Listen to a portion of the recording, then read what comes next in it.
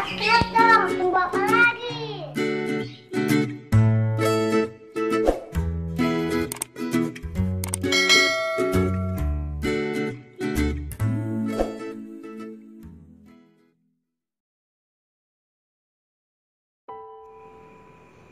Tingkat toleransi bab 151. Jane menyetir mobil membawa Yos dan Darlene ke rumah sakit. Dokter melihat luka Darlene juga merasa sangat aneh, bertanya,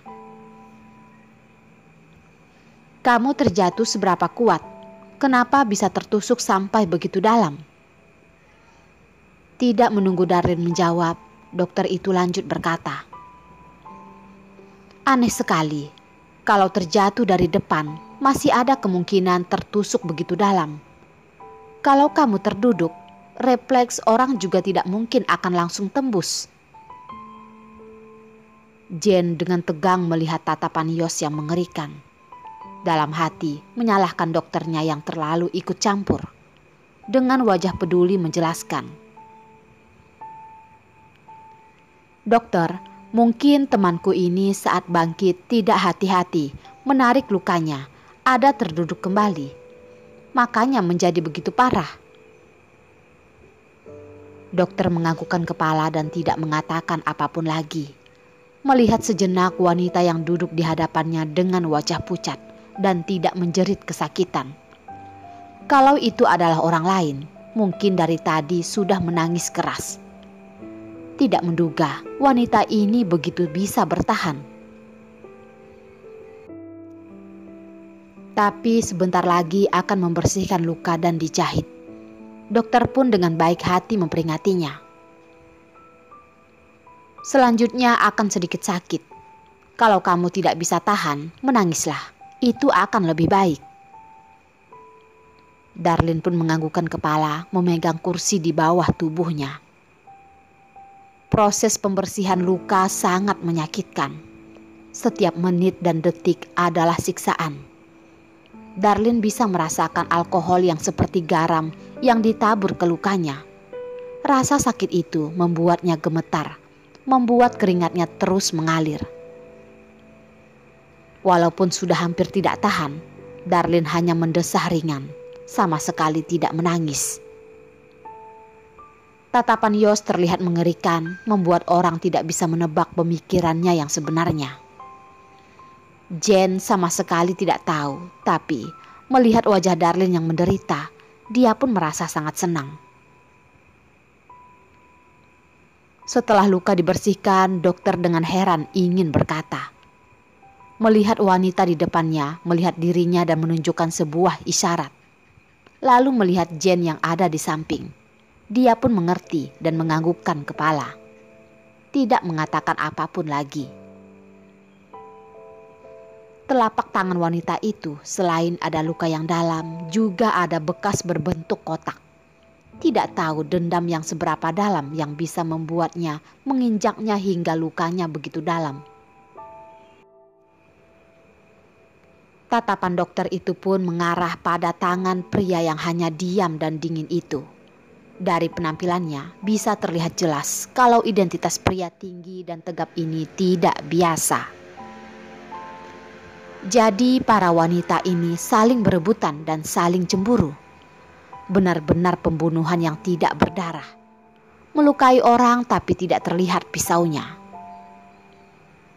Melihat wanita ini juga tidak seperti wanita yang bisa mengeluarkan cara. Mungkin adalah cinta segitiga. Dokter sembarangan menebak, akhirnya membereskan luka Darlene. Punggung Darlene juga basah kuyup, kering dan basah lagi. Seluruh tubuhnya seperti barusan ditarik keluar dari dalam air. Wajahnya juga terlihat sangat pucat, seperti tertiup angin akan langsung terjatuh.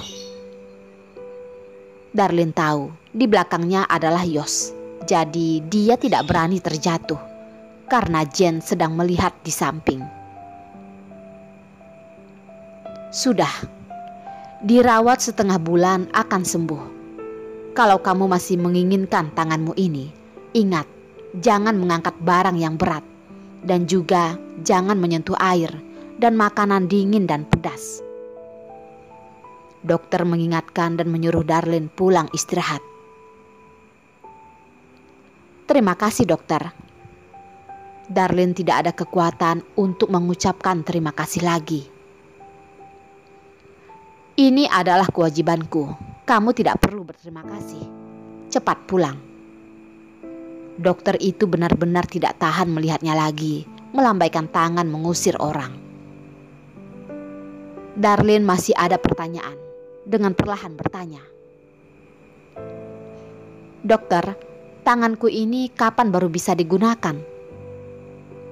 Dia tidak begitu kaya, tidak bisa menahan begitu lama. Yos yang ada di belakang mendengar Darlin masih mengkhawatirkan pekerjaan. Wajahnya langsung menjadi sangat dingin. Tidak hanya marah karena Darlin tidak menyayangi dirinya sendiri, juga karena alasan lain. Wajahnya terus begitu mengerikan. Dokter tidak pernah melihat wanita yang begitu keras kepala. Dengan tidak berdaya dia berkata, "Kalau kamu begitu peduli dengan pekerjaanmu, seminggu lagi kamu sudah bisa memegang pena. Tapi tidak boleh terlalu lama." Darlin pun menganggukkan kepala tanda mengerti. Asalkan bisa memegang pena sudah bagus. Kalau dia sama sekali tidak bisa mencatat, dia bisa merekamnya dulu dan mencatatnya pelan-pelan. Tidak akan mempengaruhi pekerjaannya. Saat ini ponsel Yos pun berdering. Dia sepertinya tahu siapa yang menelpon.